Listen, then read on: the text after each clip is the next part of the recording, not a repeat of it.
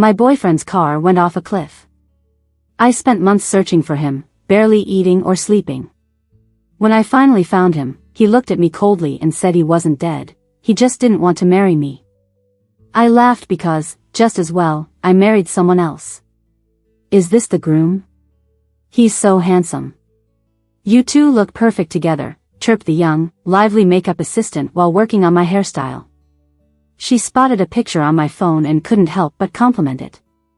In the photo, a man in a racing suit with eyes bright like stars clutched a champion trophy in one hand and gently held me with the other.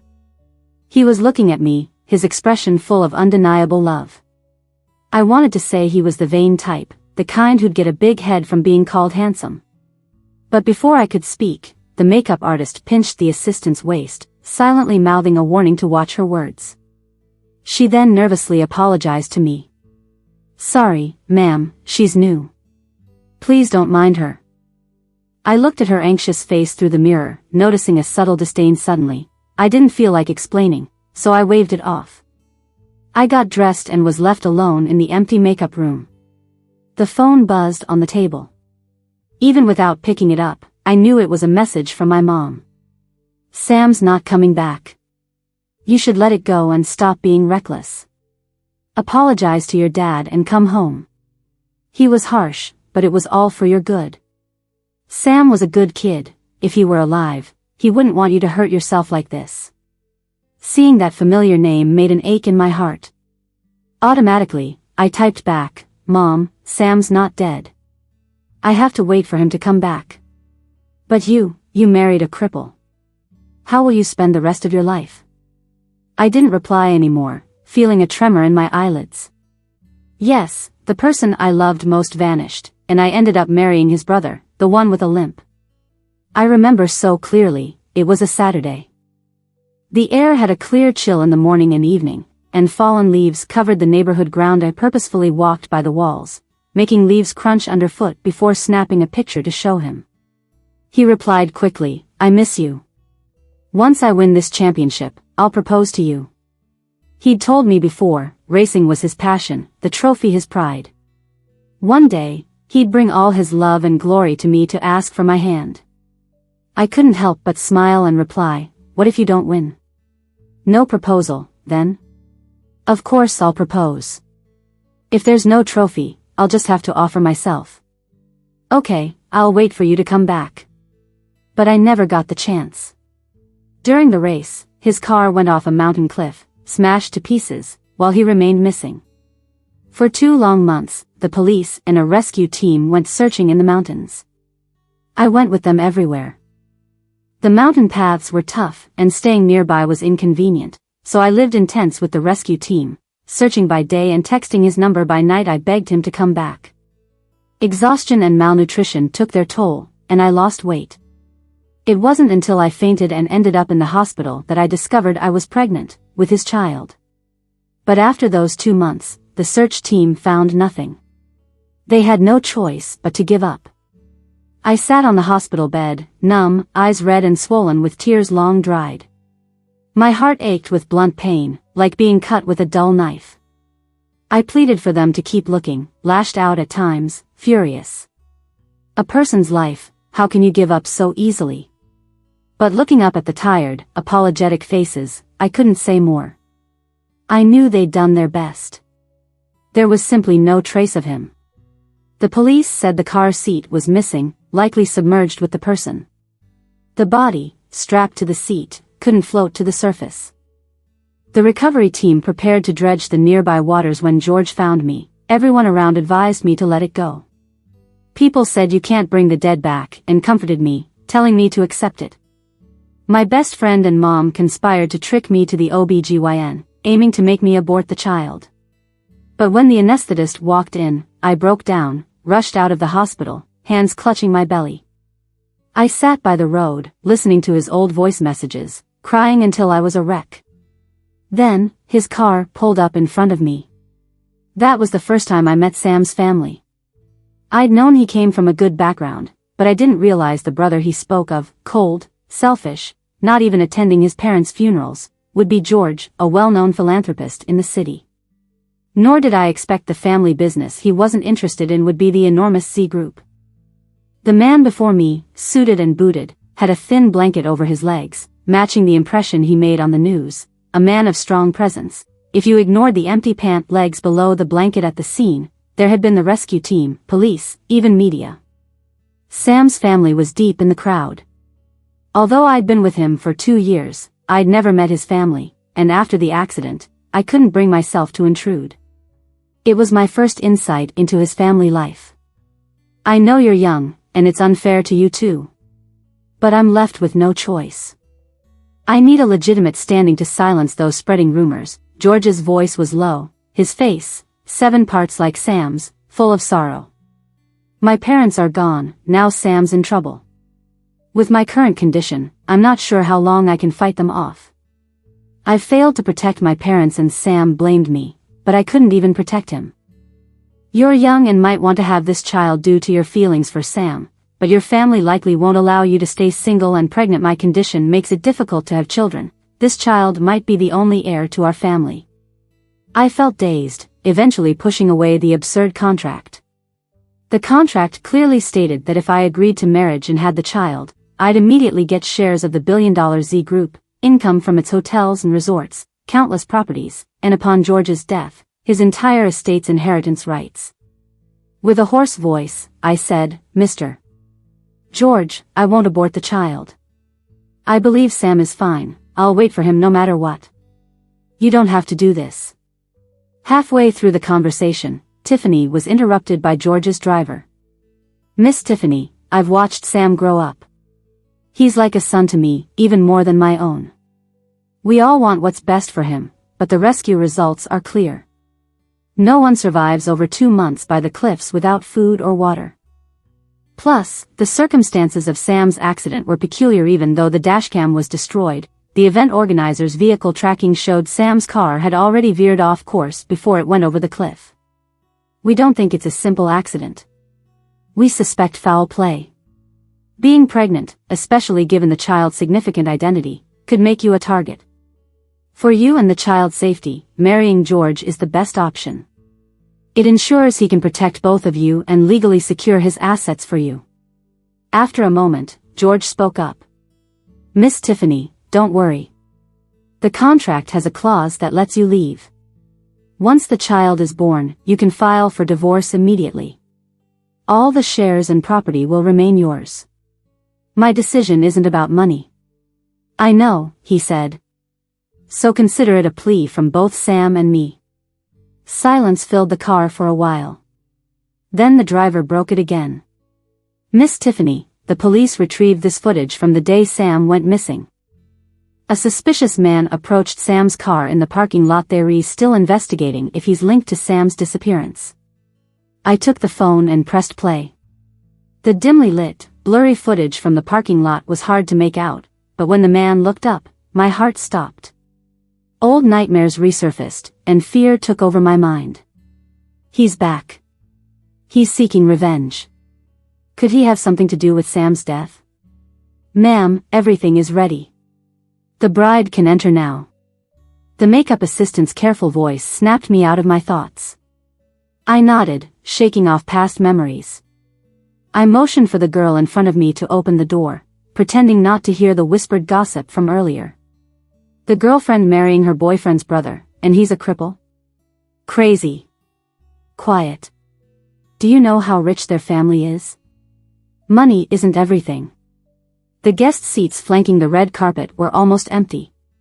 Only a few shareholders from Z Group watched me with scrutinizing eyes.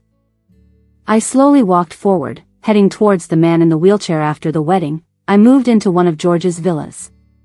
We barely saw each other. Being pregnant, I took a leave from work. Each day felt like a repeat until the police called me. They caught the man from the parking lot.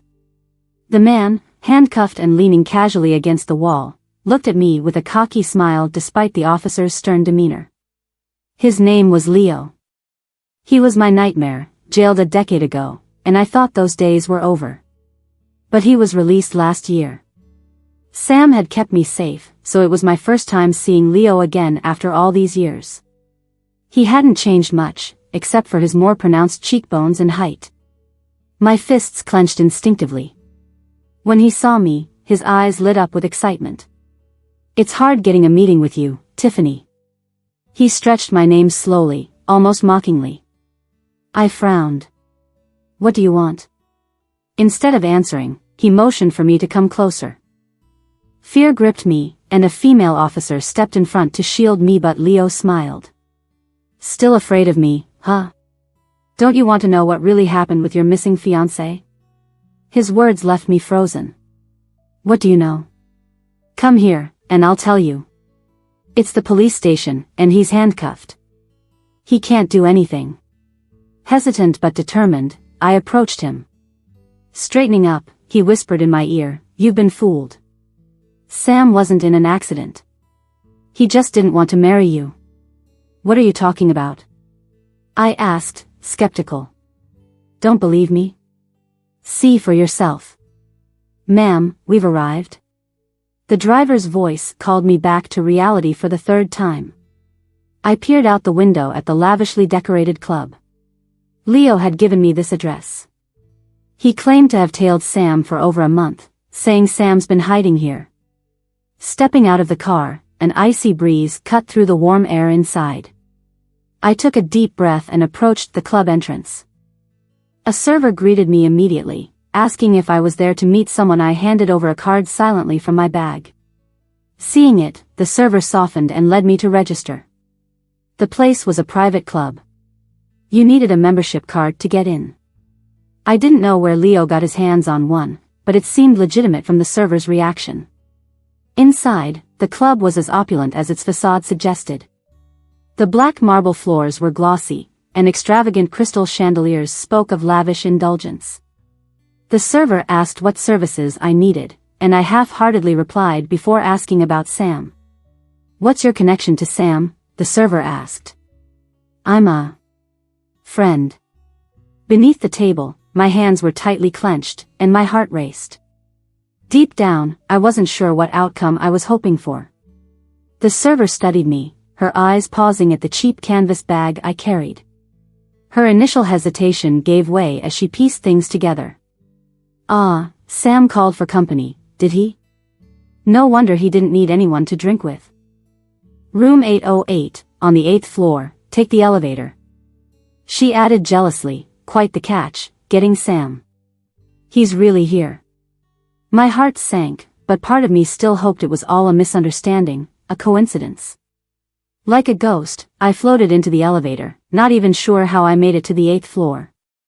Standing at the doorway, I could hear every word clearly through the slightly ajar door of room 808. "Sam, are you really planning to keep hiding like this? Why not just suck it up, go back, and explain everything to your brother?" A female voice chimed in, "Lucas, wasn't it your lousy idea? A poor girl, just throw some money at her, and you insisted on faking a death. Now it's a mess, and Sam can't even go home." Lucas replied, "I didn't know she'd be so damn clever. Sam's not even cold in the ground, and she's already with George, became Sam's sister-in-law. Plus, Sam agreed to this idea from the start." Felix cut in, "Enough, both of you shut up." This time, the voice was much deeper. "Sam, you were in the wrong here. If you're done with a girl, make a clean break. Give her more money if needed, but don't go around telling her you're dead." Through the door crack, I saw the man I had searched for over a month, living outdoors, looking for him. He was lounging on the sofa, perfectly fine. He looked the same, but there was something chillingly unfamiliar about his lazy, detached demeanor. So that's how it was. It was all a scam. A rich kid from an unhappy family didn't like how his older brother was so caught up in work. Out of rebellion, he dated a dirt-poor girl, hoping to catch his brother's attention. When it didn't work, he got tired of the fake romance and went so far as to stage a car accident death to fully escape the relationship. He was really committed to it. But he didn't plan on me getting pregnant. Grieving George, crazed with his brother's death, insisted on giving my unborn child a name. My palm, pierced by my own nails, throbbed with pain. I took a silent deep breath, holding my aching stomach. The man on the couch spoke, "I'm tired, you all should leave. Okay, one said, don't worry, we'll figure something out later. At worst, we'll find a few people to rough her up, make her get a divorce. Felix warned, I'm telling you, don't go near her. Lucas argued, come on, man, aren't you done being tactful? She's obviously in it for the money. Who's to say she didn't plan to get close to you from the start? Felix replied, Lucas, I said I'm tired. Lucas fell silent. All right, we're leaving. Hearing footsteps approaching the door snapped me out of it. I panicked, wanting to escape, but the empty corridor on the 8th floor left no place to hide. The door opened in the next moment, and I unexpectedly locked eyes with Sam's somber face. He froze, a look of surprise flitted through his eyes. Before Sam could speak, the girl standing by the door broke the silence. Hi, did you get lost? The circles party and karaoke are on the 2nd floor. Didn't the person who asked you to come for drinks tell you? Tall with long legs, her chestnut hair pulled back, she was vibrant and bold. After scanning me up and down, she frowned and murmured to the man behind her, what are the staff doing, letting all kinds of people up to the 8th floor? The man inside, wearing sunglasses, finally removed them, staring at me intently before speaking, no, I recognize her, isn't she the one Sam was? Felix, you went to the wedding with your dad, you think it's her? Felix checked, yeah, it's her. The one called Felix confirmed, she's Sam's. The girl looked at Sam, surprised, but caught herself mid-sentence. Seriously? She's the one who charmed George like that? I thought she'd be drop-dead gorgeous, but she doesn't look that special. Lucas chimed in, see, not like those shallow online celebs you date. A smart woman can't be seen from the outside, but what's she doing here? Felix seemed curious, maybe she's making a point. No matter what tricks she used, she's George's wife now. Lucas sighed, didn't think she'd have the nerve to come find Sam. Gutsy, I've got to hand it to her. They spoke openly, not caring that I was standing right there. Their gazes were piercing, and their words, brutally harsh. And Sam, throughout it all, just leaned on the couch watching, coldly detached. His disdain felt like ice through my veins, my face went pale, but pride kept me from crying in front of them. So I took a deep breath, held back the tears, and turned to leave. But suddenly, someone called out. Stop. For the first time since I arrived, Sam spoke, you came all this way, so why leave without a word? Or should I be calling you sister-in-law? His voice dripped with sarcasm, the words biting. Someone quickly chimed in, yeah, you're Sam's sister-in-law now. We're all family, might as well get to know each other. Why not share how you worked your magic on George after Sam disappeared? Lucas added, yeah, Tiffany, tell us. The mockery in his tone stabbed at my heart. I couldn't hold back anymore. Sam, I thought you were dead. I spent 2 whole months searching for you on the mountain. Sam scoffed, and when you didn't find me, you cozied up to my brother? Are you that greedy, marrying a cripple for money, how's that feel? Felix questioned, good thing I listened to others and faked my death to test your intentions, otherwise I wouldn't have known your true colors. I trembled as I asked, test? Sam sneered, yeah, without testing, I wouldn't have known you're like this. His words cut like knives. I finally understood what he meant. So, he really wanted to marry me, but doubted my intentions, needing to fake his death to see how I'd react? My whole 2 months of pain and humiliation were just some casual test in his eyes. He watched coldly while I struggled, using it as some reference to judge if I was up to his standards. But what kind of reaction was he expecting, for me to sacrifice myself for his sake? We'd been together for 2 years, and I never once asked him for money or even cared about the differences in our backgrounds because I loved him. As soon as I heard he was in trouble, I dropped everything and rushed to find him, searching day and night for 2 months. I assumed that, even if he didn't love me, he'd at least know what kind of person I was. But I never thought he'd fake his own death just to test me. I was trembling uncontrollably. Suddenly, it seemed ridiculous how I had cried every day after hearing about his accident. For the countless sleepless nights over the last 2 months, I prayed to the heavens 1,000 times saying I'd gladly give anything just to have him back safe. Little did I expect karma to hit so fast. So that's it? I wiped my tears with a bitter smile. Well, thanks to your elaborate fake death, I found a chance to latch on to your brother. I should thank you for that. Tiffany, have you no shame? He glared at me with pure disgust though my heart ached. I kept a straight face as I turned to walk towards the elevator, holding my head high to maintain a shred of dignity. But just as the elevator doors were closing, Sam burst in. I pretended not to see him and pressed the floor button by myself. His eyes were red as he accused me. Is money that important to you? Marrying into a wealthy family, even if it means being with a cripple? Sam, shut up. You're already defending him this quick. I didn't expect you to be so dedicated. He sneered with a humorless smile in his eyes. The next second, he pinned me against the wall. That kiss was violent, with no gentleness. It was a release as he viciously bit my lips. Heavy breaths mixed with the taste of blood, and in the elevator, surrounded by walls, I felt suffocated. I struggled desperately, protecting my stomach, but couldn't break free from his grip. I bit his lip until he winced from the pain and loosened his hold, allowing me to escape his embrace. He covered his mouth, breathing heavily with unspent desire, yet his tone was cold enough to freeze. What, now that you've moved on, I can't even touch you? How much did George offer you? Just how much is worth making you shamelessly go with him? I couldn't hold back and slapped him. The elevator dinged at the destination. I shoved him away and walked out. The AC in the car was on, keeping the temperature warm. But even so, my hands and feet felt ice cold. Every time I closed my eyes, memories would flash back. He once took me to see the snow, wrapping me in his coat, breathing warmth onto my hands, and joking that after marriage, he'd learn to cook and make me gain some weight. Yet when I opened my eyes again, the only thing left was the hateful man I'd just encountered. What right does he have, and on what grounds? I hate myself for being blind, for giving my heart to someone who doesn't care. Just the thought of that elevator kiss is sickening, making me wish he'd just drop dead. But what about the baby? I held my aching stomach, feeling my heart throb in pain too. As I wiped my tears, my phone suddenly rang. It was George. After hesitating, I answered.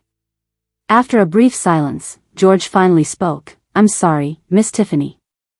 I wasn't surprised George knew about this. With his driver and housekeeper being his people, he probably found out before I left for the club. I didn't expect Sam to be so foolish and do something like this. I apologize on his behalf. Whatever condition you propose, as long as I can do it, I'll make every effort to compensate for your loss. Even if you decide to terminate the pregnancy and get a divorce, the properties and shares will remain in your name. You brothers really think alike. Money's always the first thing on your mind. I'm sorry, truly sorry. George's voice was low, with regret in his tone. I closed my eyes, saying nothing more. Deep down, I knew George hadn't done anything wrong. The contract had him offering up almost his entire fortune. If he had known Sam was pretending, he wouldn't have been so careless. Like me, he'd been kept in the dark. It was all Sam's fault, but I couldn't manage to treat George calmly either. I had to hang up. That night, instead of going back to the villa, I checked into a hotel. The driver, busy and attentive, got all my necessities and stayed in the room next door, ready to assist whenever needed. George must have instructed him. Lying on the bed, I stared blankly at the chandelier on the hotel ceiling. After a long while, I dialed my mom's number. Almost as soon as it rang, she picked up. Why are you still awake so late? Not comfortable there? Just come back home. We won't pressure you to get an abortion, okay? If you really want to have the baby, your dad and I will help raise it. Mom's voice was raspy, filled with joy and concern, and it shattered the dam of tears I'd been holding back. Tears streamed down my cheeks as I covered my mouth, afraid my mom would sense something off. After a moment, I finally managed to stop the tears. Are you there? Why aren't you speaking? Is the signal bad? I took a deep breath to steady my voice before responding. It's nothing, just. Mom, I've decided not to keep the baby. After I said that, there was a long silence on the other end. I expected my mom to question me. But she just said, "All right, whenever you decide to go to the hospital, I'll be with you. If you're unhappy out there, come home. Your dad and I are waiting for you here." "No need, Mom, everything's fine here. I'll come back in a few days." I still needed to handle the divorce, and since I'd decided, I had to remove myself from it as fast as possible. Staying in that house even one more day made me feel sick. Given the 30-day cooling-off period for divorce, it was best to file the application soon. Before I could finish, noise picked up on the other end. "Sorry, could you step aside?" "Sir, smoking isn't allowed in the hospital." I was stunned for a second before I asked, "Mom, you're at the hospital right now? What's going on?" "Nothing serious, your dad just has a little issue, so we came to check it out." "What kind of issue? Why didn't you tell me?" "It's just a small problem. Some IVs and he'll be fine. Your dad thought there was no need to bother you." "Mom, what exactly is it and when did it happen?" "Just a while ago." My mom's explanation was vague, but I knew it was after Sam's accident. I had abandoned work and ran up the mountain like crazy to find him, and stayed for 2 whole months. While I was roughing it on the mountain, the person I was trying to find was relaxing in a luxury club, and my parents had to secretly go to the hospital without anyone taking care of them, worried about my feelings. It wasn't until the call ended that I realized I was already in tears. That was the first time I truly hated someone I didn't ask my mom to come to the hospital with me. She's getting older, and I don't want to burden her with more worries. Diana was sitting next to me, impatiently shaking her leg. Her short dress didn't quite match the demure image. She sighed for the umpteenth time since meeting me today. "She's my best friend, college roommate, and now my business partner. After graduating, we started a studio together, making game props and custom models for film crews. We don't have insurance, but the income's decent." When I was about to marry George, she was strongly against it. She didn't talk to me for half a month because she was so mad at my stubbornness. "Are you stupid? You're getting a divorce, why not take the money?" "I don't need the money." She was frustrated with me, pointing out that money is never too much. I didn't respond immediately but eventually spoke up. I really liked him back then. I thought about marrying him, spending my life with him. So even if things turned out like this, I want to at least maintain some dignity. When breaking up, Diana understood and sighed again. "You better move in with me so I can keep an eye on things. Otherwise, I might sleepwalk and get rid of that jerk in the middle of the night." "No need. Besides, there are bodyguards where he lives. You can't get in." Diana slapped her thigh. "You're just being too weak." I knew Diana wanted me to stay at her place because I needed care after surgery. But during my absence, she handled all the studio's orders alone, working tirelessly with dark circles under her eyes. I felt bad asking more of her. "So where will you go? You can't keep living in that loser's house, right?" I shook my head. "I still have the apartment I rented. I can always hire a nanny." It was then that George showed up. I was thinking about my plans and didn't notice him approaching. When I looked up, George was in front of me in his wheelchair, his assistant standing behind him. "Tiffany, you can move to our old villa. It's quiet and peaceful, with a caretaker and doctors. Perfect for recovery." "What are you doing here?"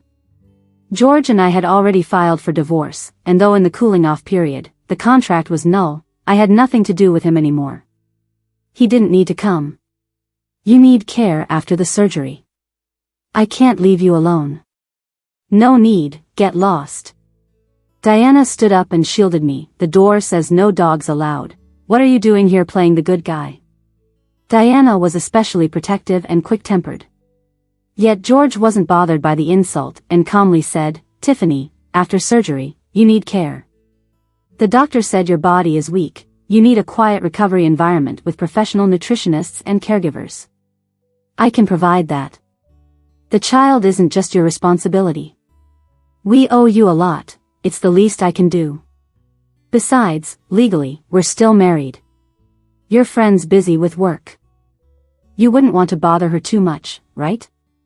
At his words, I hesitated. The apartment had been empty for 3 months and needed cleaning.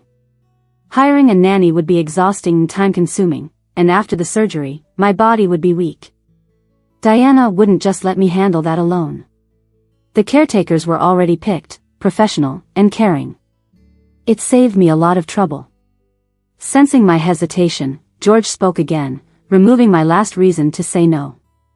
He said, "Don't worry, Sam doesn't know I'm here, and I'll continue to hide this from him as per your wishes." The surgery finished sooner than I expected. Even though I was under anesthesia, the pain was still there, and I cried. I cried for myself and for the child who never got the chance to be born. After the surgery, I moved into the villa. George was right, it was peaceful and suitable for recovery, with caretakers available. I stayed for over half a month and gradually recovered. During this time, Sam's relationship with a famous influencer, and the luxury gifts he showered her with, kept making the news. I saw it so often, it became dull, and I stopped paying attention. In my free time, I had Diana bring over materials so I could work on some small orders. With less than a week left until the divorce cooling-off period ended, I was planning to move out once the paperwork was done. But I didn't expect Sam to suddenly show up today. I was working on a custom piece, a weapon for the main villain in a show, a double-handed sword. Since the actor needed to perform with the prop, it couldn't be too heavy or too light, and it required a quality feel. I stretched my neck. The engravings were done, all that was left was a final polish before painting. There was an urgent knock at the door. The villa rarely had visitors, and the caretakers were usually quiet. Curious, I set down the fine sandpaper and opened the door. Standing there was Sam, eyes red, clutching my pregnancy report. His voice was hoarse, and he seemed to be holding back. "Why didn't you tell me you were pregnant? Where did you get that?" I frowned. "I found it in George's study." "The child is mine, isn't it?" Though phrased as a question, his tone was sure of it. "It's not just because the report shows I'm pregnant way before George and I got married. But also because of that outdated contract he dug up." "So, you're saying you married George because you got pregnant, not for the money?"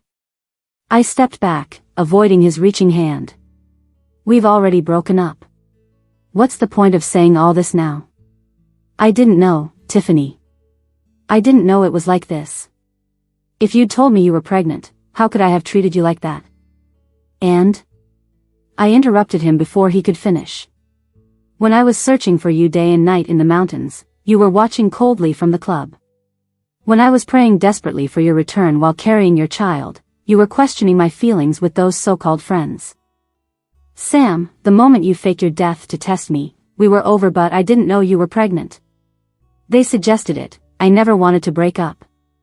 I just wanted to see if your feelings for me were as deep as mine for you. But seeing you marry my brother, I lost it. I was so mad, I wasn't thinking straight." I looked up, meeting his frantic gaze. "No one forced you to make that decision. No one forced you to fake your death, Sam. You're not a child anymore, you can't dodge responsibility." Seeing my calm expression, he finally panicked and grabbed my wrist from above. "Tiffany, don't be like this. I know I was wrong. I really do. Please, give me another chance. I promise I won't make the same mistake again. And if you leave me now, what about the baby?" "There is no baby. I already had it terminated." I shook off his hand after saying that. What do you mean by terminated?" His face went pale. "You're lying to me, right? Because I lied to you, you're just saying this to get back at me. That was our child, how could you give it up? You loved me so much you'd even marry my brother. You can't be serious." I corrected him, speaking up. "You're wrong. I used to love you, but that's in the past now. No way, you can't just leave me. Forgive me, please. Even without the baby, it's okay. I won't blame you. We can get back together and have other kids." "Sam." I raised my voice. "I won't get back with you." But he was like a parrot that couldn't understand human words, repeating those apologies over and over. It was annoying, but since we were at his family's place, I couldn't tell him to leave, so I had to go myself. I rushed out, got in the car, and told the driver to take me to the hotel. Diana's on a business trip, with the film crew out of town. I planned to stay here until the divorce was finalized, but since Sam showed up, I probably need to leave early. The plan's messed up, and now I have to change it. I took out my phone to call George and let him know I've moved out. But before I could dial, George's call came through. I answered, a bit confused. George urgently started talking. Tiffany, don't say anything yet, just listen. You're in danger. Z Corp's project recently squeezed out a small company during bidding, and their leader wants revenge. They've found the address of the villa and know about you. Your car's GPS was removed. I've lost contact with the driver. I don't know what they're planning or where you are now. You need to stay on the line without raising suspicion so the police can locate you. George was speaking fast, even sounding panicked. It finally hit me something was wrong. I hadn't paid attention to the driver when I got in, but now I noticed the guy up front, even in Z Corp's black uniform, had sleeves that were a size too short. It didn't fit. It was a muscular man. Z Corp drivers have basic bodyguard training, but this guy swapped him out silently, leaving me with two possibilities. First, they've been plotting this for a while, targeting me. Second, this man is very skilled, able to overpower another strong man easily. In either case, it's going to be tough to escape on my own. Knowing my situation, I broke out in a cold sweat but had to force myself to stay calm. I pretended nothing was wrong and kept talking to George. Let's have hot pot dinner tonight. It's been ages since we did. Ask the housekeeper to get the groceries. The weather's nice today, maybe you should go out for a walk too. Palms sweating, mind blank, but I couldn't stop talking. Until the guy up front spoke, asking who I was on the phone with. My hands shook holding the phone. I saw a pair of scarred eyes in the rearview mirror. A single glance, and he noticed my fear. He grinned viciously. So, you figured it out, huh? You've got 5 minutes to toss the phone out or face the consequences. Then he hit the lock button. No escape. Throwing the phone out the window, it shattered on the ground, severing my last lifeline. Yet I refused to give up. I cleared my throat, trying to negotiate. You don't get it. George and I are getting divorced. There's no point in kidnapping me. But he just shot me a glance in the mirror, unmoved no matter what I said. I don't know how long we drove. The surroundings unfamiliar, buildings sparse, almost no people around. My heart sank, the dread of being kidnapped overwhelming. My palms were soaked with cold sweat. I don't know where they're taking me or what I'm gonna face. The more I think about it, the more anxious I get. Then, the driver up front suddenly swears, slams on the brakes, and slows the car down. That snaps me back to reality. I look outside through the window and see a bunch of roadblocks blocking our way. Some guy in blue overalls with a hat is waving us to turn around. The driver, who's clearly not keen on taking a detour, rolls down the window and grumbles, "What's going on up ahead?" I'm in a rush, get those roadblocks out of the way. The guy explains lazily, with a bit of a familiar tone in his voice, that there's been an accident and the police have blocked the area, so we should take a different route. I was about to make some noise, hoping he might help me call the cops, but then he suddenly knocks out the driver with one quick hit and unlocks the back door with ease. I'm frozen, staring at the scene. The guy finally takes off his hat, showing his long eyes, and scans me coldly. "Are you dumb or what? Get out of the car," he says. "Leo? What are you doing here?" I blurt out. He gives me a quick glance, silent. I pull the door open and scramble out of the car. That's when I see a group of people around us, dragging the driver out and beating him up. The pain brings him back to consciousness, and he tries to fight back, but he's no match for all those people. He goes from screaming at the top of his lungs to not making a sound at all. Leo lights a cigarette, tossing the blue overalls to the ground. Nearby, there's a repair truck and a guy who's been stripped of his clothes, trembling with fear. When the cigarette's done, Leo finally speaks up, "Stop it. The repair guys called the cops. Let's go." the people stop beating him up. Leo rides out of the woods on a motorcycle, tossing a helmet at me. I just hold it, not moving. He seems to lose patience. "Hop on," he says. "Where are you taking me?"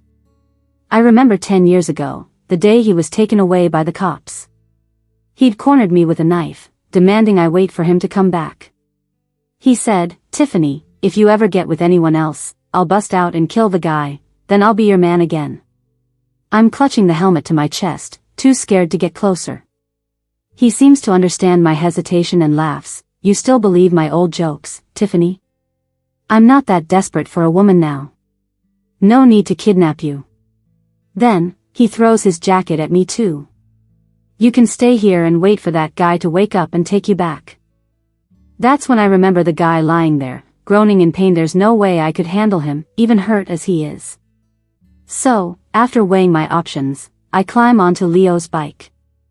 If he really wanted to do something to me, he wouldn't need to go through all this trouble. I wouldn't stand a chance anyway. The motorcycle speeds away, everything around a blur from the speed. Out of pure survival instinct, I wrap my arms around Leo's waist. I hear him chuckle softly before he throttles even faster. When we finally stop, I'm shocked to find myself in front of that same clubhouse. Standing on solid ground, my heart still pounding from the ride. Leo dismounts, and the valet from the club comes over, taking his motorcycle keys. Inside, it feels like all the staff recognizes him.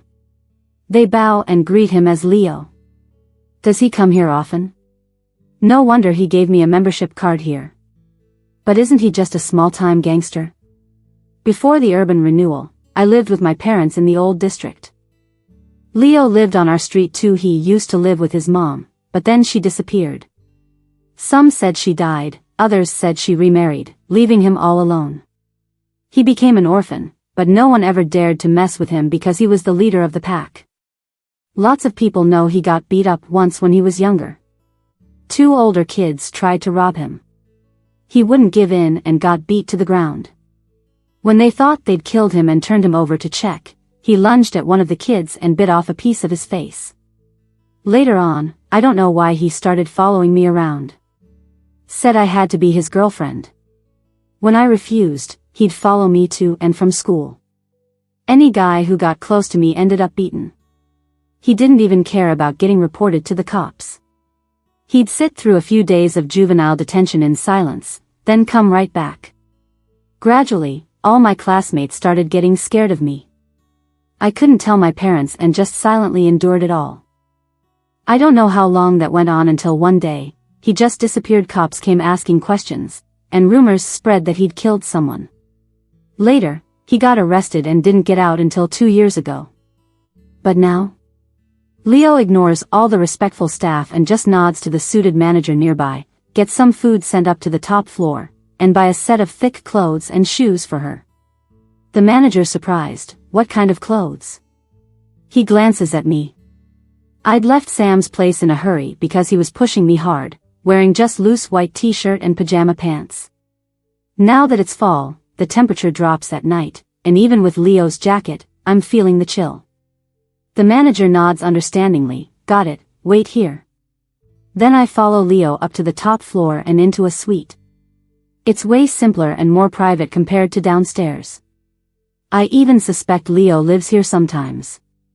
The huge living room has 2 sets of sofas, and the bedroom's pure white sheets and carpet are spotless. Leo sits down on the couch, picks up a drink from the coffee table, and pours himself a glass. Then he finally speaks. "What's up with George? Can't even protect his own woman?" I instinctively retorted, "I'm not his woman, we're already divorced." Leo paused mid-sip, maybe frowning a bit. "Why? Was he not good to you?" I remained silent. Seemed like he didn't get the reaction he wanted, so he just downed half the glass of liquor. "Fine, don't say anything." Just then, someone knocked on the door. The manager I saw downstairs came in, followed by a server pushing a food cart. The manager handed over a bag and started arranging the food from the cart on the table, then quietly left. The room fell silent again. I looked down to check and found a set of casual clothes and a pair of shoes in the bag. The tags were still on, indicating they weren't cheap. "I'll pay you back for the clothes. I'm not short on cash." He was curled up on the couch, unmoving, like he was exhausted, not even opening his eyes as he spoke. I stared at him for a while, finally said, "Thank you." After that, I grabbed the bag and headed to the bathroom.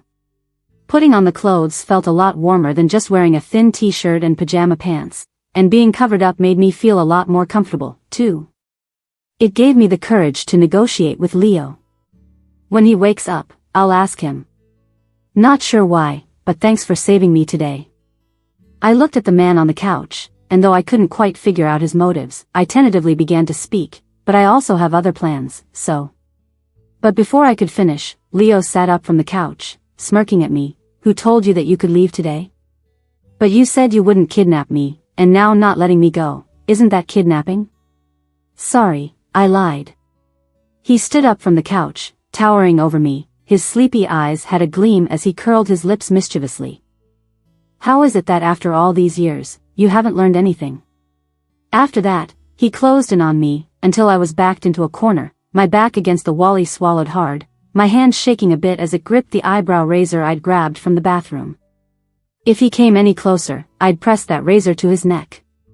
But all he did was reach for the pack of cigarettes on the table next to me. After lighting a cigarette, he stepped back, casually saying, "Eat something, you must be hungry." Relieved at his retreat, I eased up my tense arms. But I didn't expect him to suddenly grab behind me, gently taking the eyebrow razor from my hand and fiddling with it. He was still smiling, but his demeanor turned serious. "Tiffany, don't play tricks in front of me." The phone on the table vibrated. He answered it. I clearly heard someone on the other end say, "Leo, the cops are here. Don't say anything rash, I'll handle it." He hurriedly put on his jacket and headed out the door. Before leaving, he warned me, "Stay put, don't mess around, I'll lock the door." I was left alone in the spacious suite. Without a phone, I couldn't contact the outside world. The window was open, but the floor was too high to consider jumping out. Hungry, but I didn't dare touch the food on the table. I paced around the suite, looking for a way out. I figured out the layout, and confirmed that Leo probably stayed here. Living room, bedroom, laundry room, walk-in closet, even a room with workout equipment. All sorts of daily necessities were there, except for any electronic device that could connect to the internet. Out of options, I had to rely on the corded phone by the bed that could connect me to the manager. But as Leo's subordinate, he wouldn't let me out, and if he noticed I intended to escape, he'd probably alert Leo. So I couldn't act hastily, needed a reasonable excuse. After much thought, I dialed the number and told the manager I wasn't feeling well and needed to see a doctor. With everything in the room, it was hard to claim I needed to go out for anything specific, so I faked an illness. Luckily, the manager didn't suspect anything and agreed quickly. "Ma'am, I've arranged a ride to the hospital. Please come down to the first floor now, and I'll escort you to the hospital." I frowned. "You want me to go down to the first floor?" "Yes, without Leo's permission, we cannot access the 9th floor. If you're feeling unwell and can't move, I can have someone wait at the elevator for you." My heart sank. It seemed the last way out was blocked. In my frustration, I let my intentions slip. "The suite is locked, how am I supposed to get out?" "Huh?" The person on the other end sounded confused. "Ma'am, you might be mistaken. The suite door on the 9th floor can't be locked." I was stunned. In the next second, I put the phone down and went to the suite entrance. Pressed down on the handle, and click, the door opened. I stared at the hallway that suddenly appeared before me, dazed for a moment, then realized Leo had tricked me again, but the thrill of escape quickly overshadowed my annoyance at being deceived. Ignoring the manager's loud inquiries over the phone, I prepared to sneak away. But as I reached the hallway, I suddenly heard a commotion. "What's going on? Didn't the manager say no one could access the top floor without Leo's permission?" Curious and careful, I stuck to the wall to hide. As I got closer to the elevator, the noise grew louder. "I've told you, I'm here to find my girlfriend." "Sorry, Sam, the top floor suite isn't open to the public. You don't have access to the top floor, and if you continue, we'll call the police." Get that Leo out here to see me. I'm not leaving today without taking Tiffany with me. Sam stood coldly at the elevator entrance, confronting a group of staff. I felt my heart skip a beat. I didn't expect him to find me here. That rich girl I saw on the 8th floor was now standing behind him, looking worried and clutching his sleeve. Sam, calm down, will you? She said. That Leo guy is crazy. Why are you messing with him?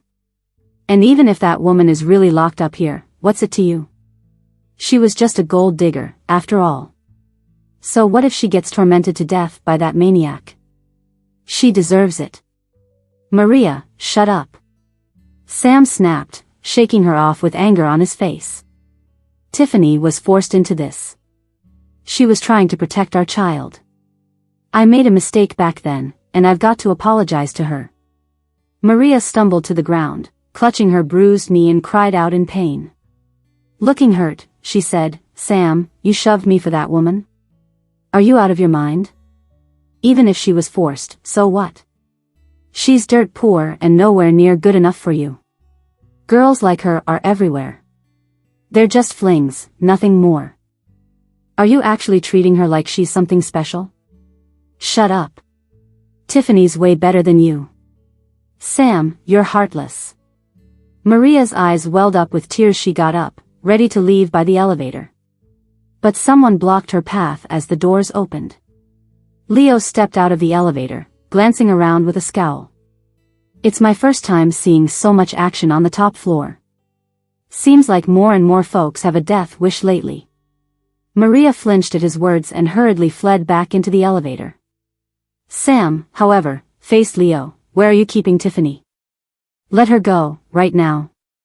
What if I say no? Leo was taller than Sam by at least half a head. He clearly worked out. While he wasn't a full-on muscle guy, next to him, Sam seemed pretty scrawny. Leo leaned against the wall with his arms crossed, looking down on Sam. Sam, predictably, was furious. He swung a punch straight to Leo's face, but Leo dodged it with ease. The move was so careless that it drove Sam even crazier, humiliated because he couldn't land a hit. Sam grew up with a silver spoon in his mouth. Even after his parents' car accident and the fallout with his brother, he lived in the lap of luxury. He rarely fought, and even if he did, people respected him enough to back down. Leo, on the other hand, came from a rough background and spent years in jail. If those two really went at it, the outcome was pretty clear. Sam was here because of me. If he got hurt, things would get messy. Yet, I didn't want any ties with him anymore.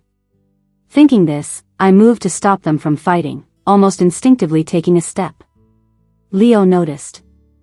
He dodged another kick from Sam. His eyes locked onto mine, and a grin spread across his face. A wave of bad feeling washed over me. I turned, trying to slip back into my suite, but it was too late. Sam, Leo called out, loud and taunting. You're here all out of breath, saying Tiffany is your girlfriend. Got any proof? She's my girlfriend. What proof do you need? Oh, really? Why don't you ask her yourself? Leo raised an eyebrow, carelessly giving away my hiding spot. Tiffany, stop hiding. Sam turned and lit up when he saw me. Tiffany, are you okay? The guy who kidnapped you is in custody now. Don't be scared. I'll protect you. You won't get hurt anymore. Come home with me, will you? Leo chuckled. You didn't even catch him, Sam. But you're good at acting all saintly. Leo, shut up. Tell me to shut up and I will. You really think you can boss me around? I know I can't order you around, unlike how you ordered around your own family, got your brother killed, and locked up your dad. People aren't afraid to cross you because they think you're tough, they simply think you're nuts. The room's atmosphere suddenly froze. What did you say? Say it again if you dare. Leo lowered his gaze, expressionless but menacing enough to scare anyone. My anxiety spiked, worried things would spiral out of control again. I had to step in, breaking their standoff. Sam, we've broken up. I'm not your girlfriend, and I want nothing to do with you. Go home. But why? Sam turned, eyes red as he looked at me. Tiffany, are you still mad at me? I said it was my fault back then. Just forgive me. I'll do whatever you want. Then go die, Leo chipped in, less tense now seeing Sam falter. I sighed, looking at Sam.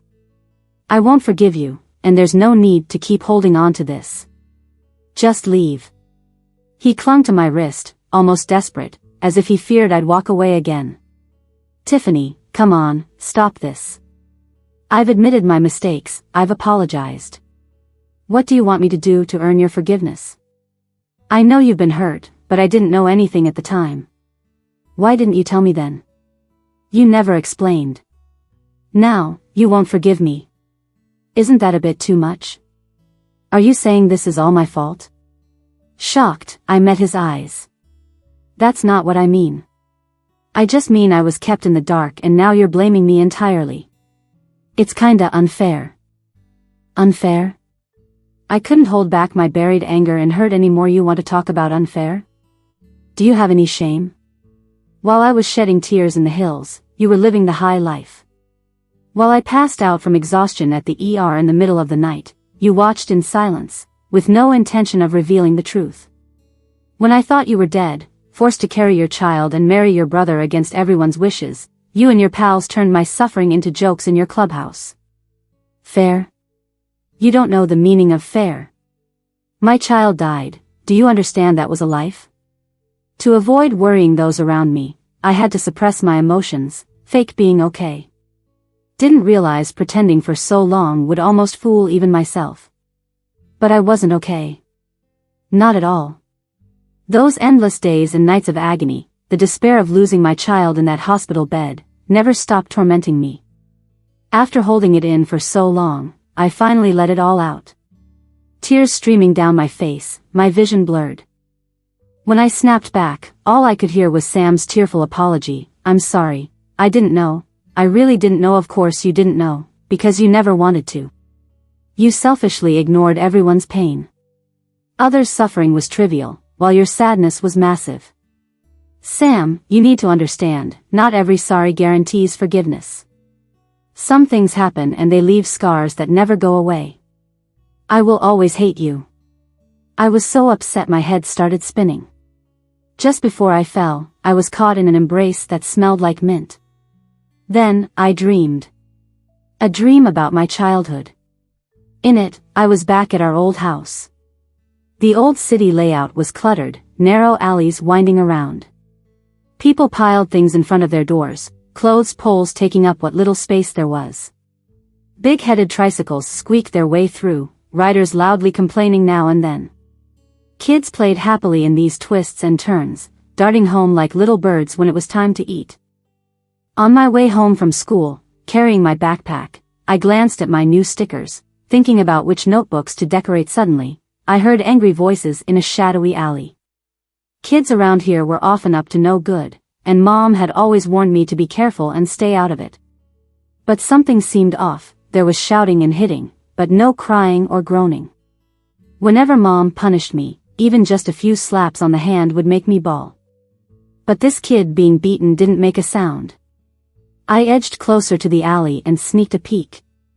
I met the hateful gaze of a small face, pinned down, eyes wide open.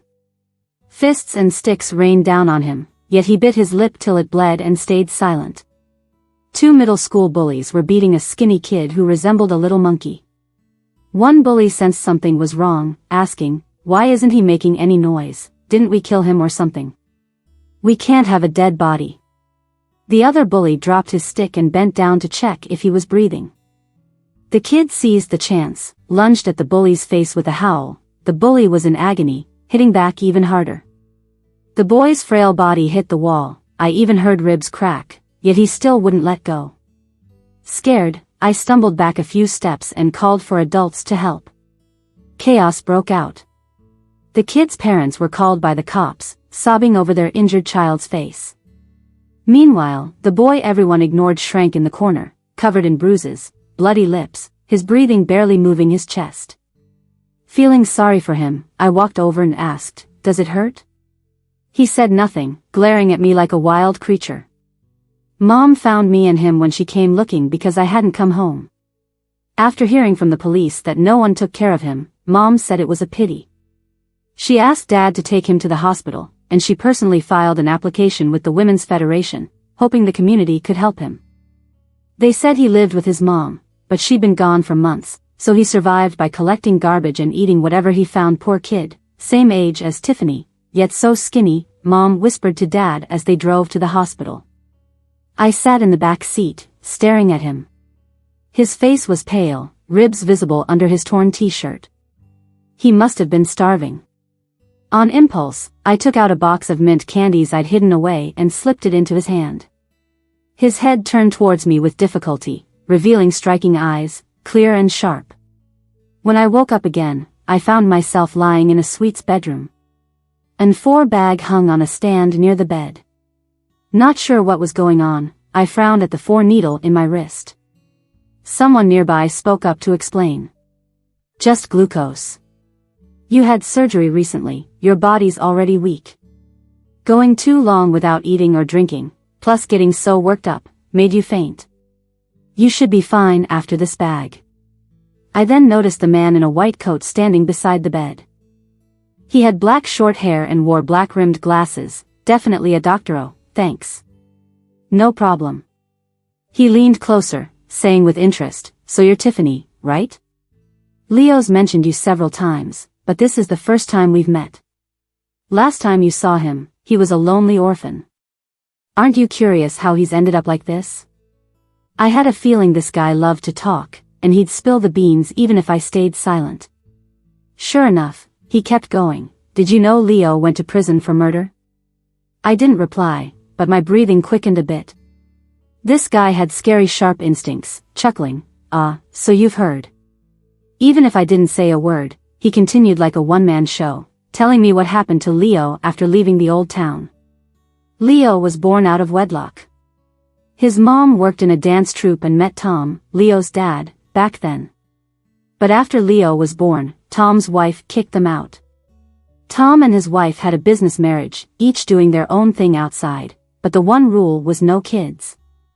Facing the newborn, Tom's wife gave Leo's mom 2 choices: kill the baby herself and stay with Tom, living a luxurious life, or hand the baby over to her for handling. It seemed like a choice, but there was only one option. Desperate to save her son, Leo's mom took him and escaped for 10 years. But eventually, their location was discovered. Tom's wife, from an affluent family, knew the problems bastards could cause. Ruthless and eager to clear the path for her own son's inheritance, she contacted Leo's mom. With the child grown, dealing with him would be troublesome. Tom's wife only wanted to remove Leo as competition for the inheritance, not necessarily kill him. So, she offered a deal: scar his face and cripple a leg, and they'd be left alone. Leo's mom wasn't having any of it.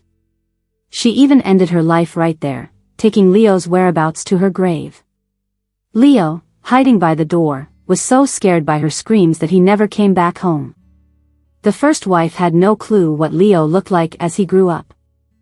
It's not like she could round up all the kids his age to do DNA tests. Plus, let's face it, a kid that young without anyone to look after him probably couldn't even survive a winter. Confident that Leo wouldn't survive, the first wife left satisfied, having her people clean up the mess. So, the beautiful woman who disappeared for her son's sake, disguised herself and found a wealthy partner, never to return. No one remembered the incident. Except for the child who scraped by, who, at 17, drove a motorcycle straight into Tom's only son, the first wife's only child as well. Tom's son died on the spot, and the first wife, devastated, fell into a long illness. Leo ended up in jail. Life's irony had its way, and as Tom aged, he lost both his fertility and heir. His adopted kid was more into partying, costing him a lot of money. Left with no choice, he had to bail Leo out of jail to get his business back on track. Leo agreed. He took over with swift and fierce moves, eliminating the troublemakers in the business. He secured back the entertainment company his idiot of a brother lost. Unexpectedly, once in power, Leo turned around and placed Tom in a nursing home, cutting off all his contacts. It was supposed to be a rest, but it was really a lockup. So why are you telling me all this? To make me feel sorry for him? I frowned, looking over at the guy sprawled on the couch, legs crossed. He looked up surprised. Feel sorry? Don't you feel envious? Since I met that guy, I've been wishing for my old man to kick the bucket too, so my mom and I could finally be free. Felix, you're supposed to be here for my health, not to rile me up. What nonsense are you talking now? Leo walked into the bedroom. Looked like he just took a shower, with steam still clinging to him and reddening his lips, making his skin look even paler. That's crap. Unlike you, I'm not thrilled being a loner. I swear if the old man doesn't croak soon, he's gonna drive me nuts. Whatever, go have a drink. You coming? I'll get changed. Later, Tiff. Rest up. Someone will be by in 15 to take the 4 out, Felix, the man called out as he left, reminding me. The door closed. Leo opened the closet and took out a new black shirt. When I had poked around earlier, I noticed he only wore black shirts. But before I could wonder where he was going, he just dropped his robe, catching me off guard with his bare chest. At least he wasn't totally nuts, he kept his pants on. I gasped and looked away. Yet, those scars all over him were seared into my mind. He laughed. Felix says you're weak and need rest, but you seem pretty healthy to me, loud voice and all. I couldn't hold back. When can I leave? I need to get a phone and let my family know I'm okay. Why do you always assume I'll let you go? You agreed to stay this time. Leo, you can't just take someone's freedom away. This is illegal. Illegal? He repeated, amused. How do I make you stay willingly, then? What if I bring your folks here? Would that help? But if that's the case, the place is a bit cramped. Your dad isn't in great health, but Felix could help take care of him. Your mom likes gardening, so a bit of land would be nice. Listening to him list my parents' preferences, I paled. How do you know all this? He smiled, devilishly charming. Tiffany, there's nothing about you I don't know. How about now? Am I still illegal? I caved. Realizing my earlier thoughts were naive. I thought he'd been through hell and was just trying to keep the one piece of kindness in his life. But truthfully, no matter how pitiful his past, he was still a ruthless guy. Unforgiving. Getting tangled up with him meant a slippery slope to ruin. Leo left and never came back again. 15 minutes later, someone came to remove the 4 and bring me porridge. The rooms didn't lock. I was so uneasy, I placed a vase on a chair, barricading the door. This way, anyone entering would hit the vase and break it, but when I woke, the vase was untouched. Opening the door, on the mat lay a box with the latest smartphone and pieces of my old broken one. I don't know how Leo found it, but the SIM card was intact. I swapped it into the new phone and finally reached the outside world. I assured my parents and Diana I was okay, and apologized to George for postponing the divorce. In the days that followed, Leo rarely showed up. Though he said I couldn't leave, he didn't really restrict my freedom. I could go out for supplies and have Diana visit. The only rule was not leaving his sight alone. I accepted his terms. Sometimes it even felt better this way. Sam had been trying to find me. He fell out with Leo and couldn't step foot here. He just stood below my window all day, rain or shine. He didn't shout or eat, ignoring everyone. Stubborn as anything. George, embarrassed, had him forcibly taken home. Sorry, Tiffany. I'll talk to him, make sure he doesn't bother you anymore. George apologized. Thanks. I thanked him and waved the divorce papers, also, for helping me sort this out. It's my responsibility, he said, considering the trouble my brother and I caused you. Seeing him like that, I stopped smiling. Mr. George, I thought, I really want to say, you and Sam are 2 distinct individuals. Even if that accident had a big impact on him, it wasn't your fault. You've done so much taking care of the family business and looking after your brother. You don't have to live with guilt your whole life. Sam's mistakes are his own, don't treat him like a child and punish yourself for his issues. The man in the wheelchair stayed silent. Suddenly, I regretted saying anything. Maybe I shouldn't have interfered. But George is genuinely a good person. I heard about the accident. At 21, George was driving his parents to pick up his brother. A drunk driver crashed into them. All three of them were in the accident. His parents, who were sitting in the back, died instantly. George was the only survivor. It was both lucky and unlucky, he survived, but he had to have his legs amputated. He'd never stand again. Even though it wasn't his fault, he'd let Sam blame him for his supposed negligence, genuinely feeling guilty for almost 10 years. George's kindness is unmatched. When I had to take care of myself after an abortion, even filled with his own busy schedule, he made sure I was well taken care of. I was in an awkward position, yet never heard a single complaint, which showed his care. So, I couldn't just watch him keep covering for his brother. While I was anxious, George lifted his head, slightly red-eyed, and said, "Miss Tiffany, you're the first in all these years to tell me I wasn't at fault for what happened. Thank you." It seemed those words of mine gave him peace, letting go of something. Before long, I realized what George had let go of. He was done covering for Sam, done dealing with his issues. That meant Sam was back to hanging around outside the club every day, begging for my forgiveness. One day, a wealthy girl named Maria confronted me. I had just accepted a new project and was returning with materials, cautiously avoiding Sam's view as I entered the club. Maria stopped me in the lobby. She still had that impeccable makeup, radiating beauty tinged with defiance, but her eyes were brimming with hatred. "Tiffany, do you have any conscience? How can you let Sam become like this for you? Do you enjoy ruining someone who loves you so much?" "Miss Maria," I said, "you need to get something straight. Sam and I broke up long ago. We had nothing between us. Whatever he does is his choice, and it's got nothing to do with me. You're lying, you wicked woman. You pushed Sam to this point. If it weren't for your shamelessness, getting involved with George and then Leo, he wouldn't be so miserable." Her purse came flying towards my face. I blocked it and tossed that designer bag covered in studs away. My palm got scraped, stinging with pain, but I refused to show weakness and hid my hand behind my back. "Pardon my bluntness, but, Maria, right? Sam knew you've liked him for ages, but he played dumb, keeping things ambiguous without an answer. This shows he just wanted to enjoy your attention without any commitment. He's clearly a player. Do you really think getting rid of every girl around him will make him be with you?" My words must have hit a nerve. It knocked the arrogance out of her, and she snapped, "Shut up, you bee." She reached to slap me. The moment was tense, and I couldn't move in time. But then Maria screamed, losing her balance and falling back. When I opened my eyes, I saw Leo had arrived. He grabbed Maria by her hair, pulling her close, with a knife at her throat. "Miss Maria," Leo said, "didn't I tell you before? If you cause trouble on my turf again, I'll seriously end you."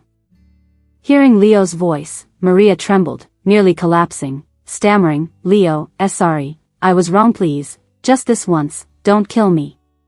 I'll leave, I promise." "But then I'd be going back on my word," Leo said, pressing the knife into her neck. Her skin broke, blood showing. Maria broke down in tears, shaking as she begged, I am truly sorry. I admit it, I was wrong, very wrong. It all happened so fast, it left me in shock. Once I gathered myself, I quickly intervened. "Leo, what are you doing? You can't tell?" He answered. "Getting revenge for you. I never asked you to do that." "I know, just wanted to." Leo looked at Maria as if she was nothing but an object. A heavy thought hit me, he wasn't kidding, he really meant to kill her. "Leo, stop it. Do you really want to become a madman with no regard for anything? I don't have any family to consider." "What about your mom?" I asked. "If she died because of you, she wouldn't want you to end up like this." The mention of his mother cracked his emotionless facade. "How did you know?" He said as he lowered the knife, approaching me as Maria, freed, slumped, and quickly got taken away by her acquaintances backed against the wall with nowhere to run, I answered his chillingly flat inquiry. You said it when you were having a nightmare. He froze. I had known for a while. That first night at the club, while he slept on the sofa, I heard him in the middle of a terrible dream, crying out for his mom. He spoke about seeing her dead, something he'd never told anyone, hinting she'd been killed by those people. I'd pieced it together before Felix confirmed the rumors. So, do you think I'm crazy, a killer, that I should just die? With the cold wall against my back, I met his gaze and said, I once did. But just now, you didn't really go through with it, did you? Leo, you've grown up. There are lots of ways to protect someone, you don't need to waste your life doing it. Leo paused for a moment when he heard that, then surprisingly calmed down. He went back to his usual self, looking at me with a blank expression. It's disappointing. I just wanted to help you get revenge, but you seemed so ungrateful. I don't need you to help me with that. Why not? Aren't you angry about how she treated you? Don't you hate her? I said nothing. Of course, I was mad about being falsely accused. But I just felt like Maria was confused for a moment and didn't deserve to be punished severely. Weak. He let out a laugh, threw that word at me, then left. After Leo called me weak, we didn't end things on good terms. But strangely, he started hanging around me even more. When I was looking up project info, he'd be napping on the sofa nearby. And when I was working on sculpting material, he'd watch and fiddle with scraps I left behind. When I'd finish sculpting and start polishing, he'd complain about the dust being harmful but wouldn't leave. When it came time to paint, he got all eager to try and ended up spraying the wrong area. It meant I had to sand and repaint from scratch, adding 3 more hours of work. I was fuming. He finally stopped making a fuss and watched me paint without a peep. It wasn't until sunset that I finished up, stretching my stiff neck. I looked outside and noticed Sam still downstairs. He looked much thinner, standing out there in the cold in just a thin outfit. People passing by pointed and whispered. He seemed embarrassed and humbled, nothing like his old bold self. Feeling sorry for him? Leo tossed a mint in the air and caught it in his mouth, asking sarcastically. I didn't respond, but inside I felt annoyed. Being earnest this late is worthless. He wasn't there when I was breaking down, crying my eyes out.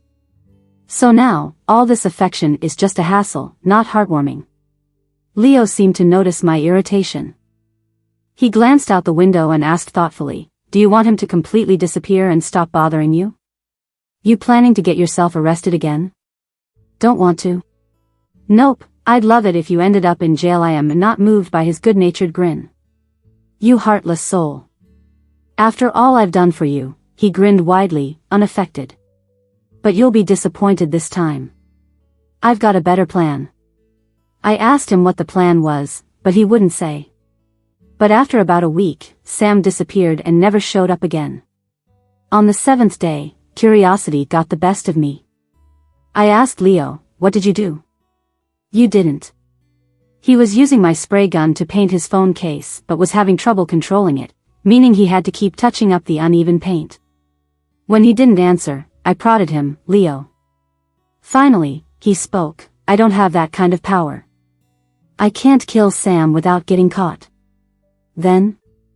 He straightened up, looked at his messy phone case in the sunlight with pride, as if it were some masterpiece.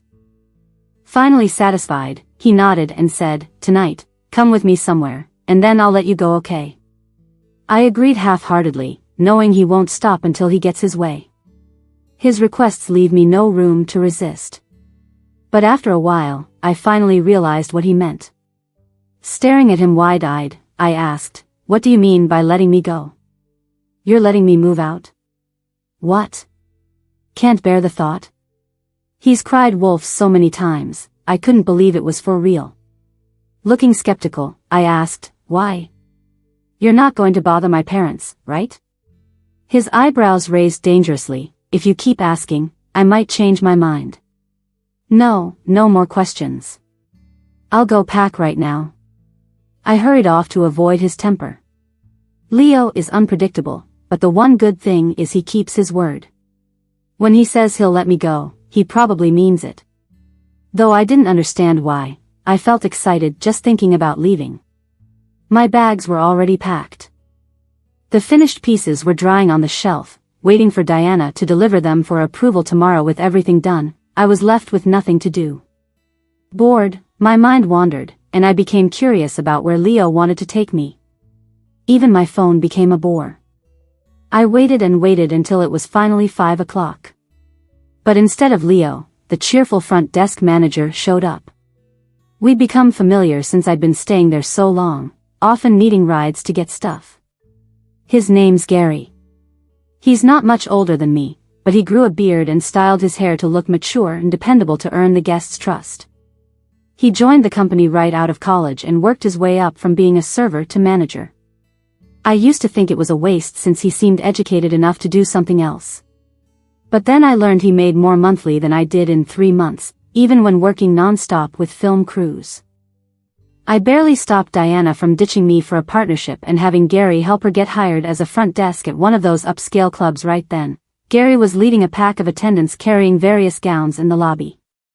In front of everyone, Gary politely said, "Miss Tiffany, please shower. The hair and makeup team will be here shortly." Then he quickly whispered in my ear, "Tiffany, be honest. Are you getting engaged to Leo?" "No. Don't scare me like that. He just said we're going somewhere, but I don't know where." I quickly exchanged info with Gary, but he was as clueless as I was. Before I knew it, he'd pushed me into the bathroom. I hurried through a shower and was pulled out for face masks, makeup, and trying on dresses, over and over with complex steps. When that stylist who put a feather on my head finally nodded, I was exhausted. "Honey, why so glum? Look how beautiful you are." I managed a smile. "I look good, but I can hardly breathe." "That's exactly how it should be. Look at your waist, the curve, the proportions, an absolute work of art. Art isn't supposed to be grounded. Too bad it's way out of my comfort zone. I feel like I'm practically knocking on heaven's door." He patted my back, making it even harder to breathe. Luckily, just as this strapless dress was about to strangle me, Leo finally showed up. He changed into a suit too. A deep blue shirt paired with a black suit, no tie, with the collar slightly open, revealing a silver cross in his cool, pale collarbone. I also realized his hair had grown quite a bit. Usually, he slicked it back so it wasn't noticeable. Today, obviously, someone styled it for him. Smooth, black hair lay over his forehead, hiding his sharp eyebrows and toning down his usual aggressive vibe. His expression was still cold, but with the hairstyle and those freshly showered, rosy lips, he looked less intimidating, and more innocently mischievous. Like a moody teenage boy whose basketball got taken away until he awkwardly tugged at his collar, muttering about the damn necklace making him uncomfortable. And there he was, back to normal. All the way to the car, Leo didn't say where he was taking me. I looked at my dress and the unusually well-dressed Leo, suddenly remembering Gary's words, and felt a small wave of unease. He wouldn't really be taking me somewhere to get engaged, would he? That's impossible. Engagement isn't that casual, and he's not crazy. No wait, he is totally crazy. My mind was a mess, and the dress felt unbearably tight, making me squirm in my seat. Until Leo glanced at me sideways. "What are you squirming about, turning into something or what?" I wanted to say something but didn't dare. Afraid if he didn't mean it, he'd scold me for being self-important. I just glared back. "I just ate too much, that's why the dress is tight, okay?" Luckily, the drive wasn't long. After 20 minutes of agony, we arrived at the destination, the Moonlight Grand Hotel, a 5-star luxury hotel, lavishly decorated on the outside with parked fancy cars, and a bright red carpet stretching from the hotel lobby to the street. I didn't expect it to really be an engagement party. But it wasn't for me and Leo. Because a large poster at the entrance clearly read, "Congratulations to Ms. Maria and Mr. Sam on their engagement." I was a bit surprised. So, Sam hadn't been bothering me because he was getting engaged. But why? Somehow, I thought of Leo's mysterious promise from weeks ago. Asked him, what exactly did you do? He smiled, not much, I just did Maria a little favor, got the drunk Sam to her bed. Maria seized the opportunity, simple as that. It all clicked. Sam always claimed not to care about family status, just wanting true love, but inside, those class differences created by money were clear. I was a step down from him, so I had to go through a harsh true love test to stand by him, but he and Maria were already equals with their shared background. Him hooking up with Maria naturally pressed on his conscience, making him choose responsibility. Are you upset about Sam and Maria's engagement? Leo was still smiling, but beneath his casual demeanor, an unhidden nervousness was obvious. I shook my head. I'm upset you haven't been sent to jail yet. Heartless. Leo verbally cursed me but genuinely was amused. It was only then I remembered to ask, oh right, why did you suddenly agree to let me move out today? Before, I thought you might be naive enough to forgive that jerk if he played the sympathy card, but now he's engaged, you shouldn't be that clueless, right? You're not, are you? I couldn't hold back, rolled my eyes at him. Even if he wasn't engaged, I wouldn't forgive him, thank you. With the two powerful families joining forces, the engagement party was grand. The venue was opulent, buzzing with elegantly dressed guests engaging in animated conversations. Leo showing up was clearly unexpected by everyone. Most people steered clear, whispering quietly. A daring few hoping to climb the social ladder by cozying up to Leo tried to strike up a conversation. Leo smiled throughout, politely chatting and handing out business cards. Watching from the side, I found it strange. He despised these sorts of events and the fake interactions, so why was he holding back his impatience today, pretending to be affable? The next moment, laughter and cheers burst from nearby. Sam is so dashing, he and Maria are a perfect match. Yeah, and they've been childhood sweethearts, finally getting their happy ending, congratulations. In the center of the crowd, Sam and Maria were accepting the guests' praises like celebrities on a red carpet. Maria wore a pure white dress, every hair styled to meticulous perfection, clinging sweetly to Sam's arm, smiling blissfully. Sam had cut his hair, dressed up in a suit, looking nothing like the beaten-down version of himself I last saw, his slimmer figure adding a cool, upper-class vibe. Yet, as one of the two stars of the engagement, he didn't seem happy. His gaze cut through the crowd, fixed on Leo, seething with hatred. If looks could kill, Leo would have been dead 1,000 times over. Leo, like a madman, the more Sam glared, the more he intensified his young professional act, making those trying to suck up to him overjoyed. Leo, you're so capable and charming. If my son grows up to be like you, I'd be thrilled. I couldn't bother listening to this back and forth. I went to the least populated spot, the buffet table. In such events, most people are there to network and keep up appearances, so few really eat. It worked in my favor. No surprise there for the cuisine of a 5-star hotel, beautifully presented and delicious. But my tight dress limited my indulgence. I could only wistfully pick the small portions to eat. As I debated between a flaky pastry and sweet osmanthus cake, someone suddenly grabbed my wrist. They dragged me to a secluded corner behind the stage, quick and practiced, like it was rehearsed countless times. When I came to my senses, I was already in a tucked-away spot and saw who it was. Sam. Shouldn't you be out there with Maria, thanking the guests? But he didn't answer. Tiffany, what's going on with you and Leo? They say you went with him willingly, but that can't be true, right? It must be he forced you, right? What did he threaten you with that made you leave me? Is it? Without waiting for my reply, he continued on his own. It must be, otherwise, why wouldn't you forgive me at my lowest?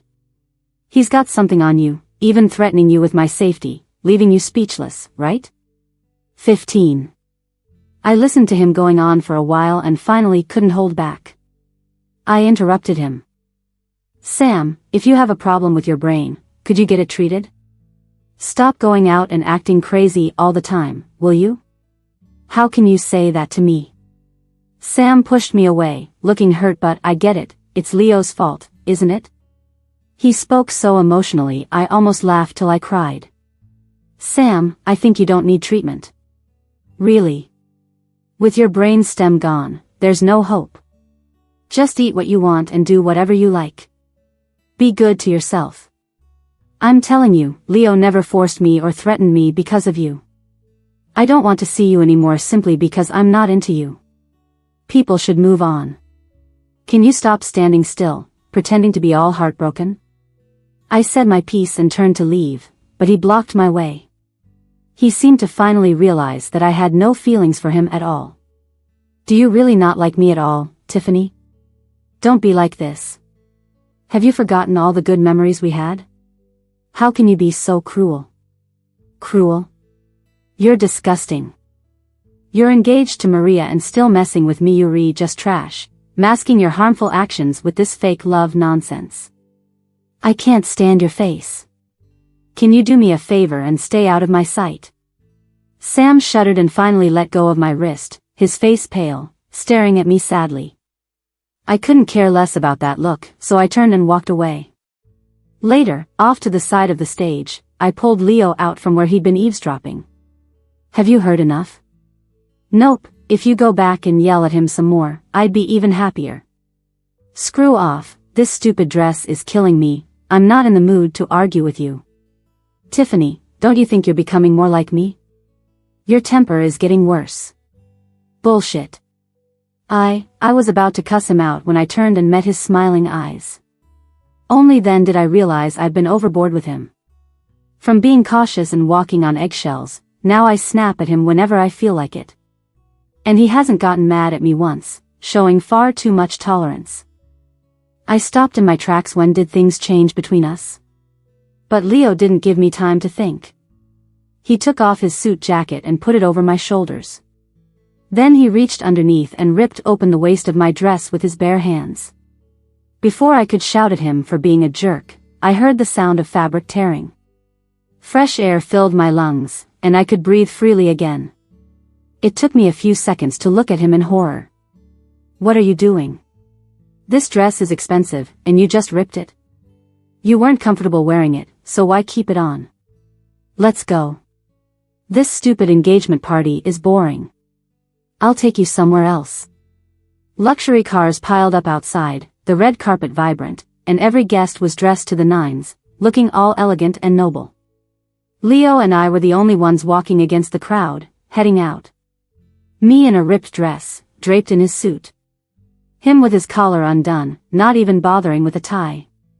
We looked out of place. Sticking out like sore thumbs among these high society folks. The night was soft, stars bright, and suddenly he asked, Tiffany, want to be my girlfriend? Nope. Why? That jerk scared me off for now. Not into that whole relationship thing. Then I'll wait for you. Whatever.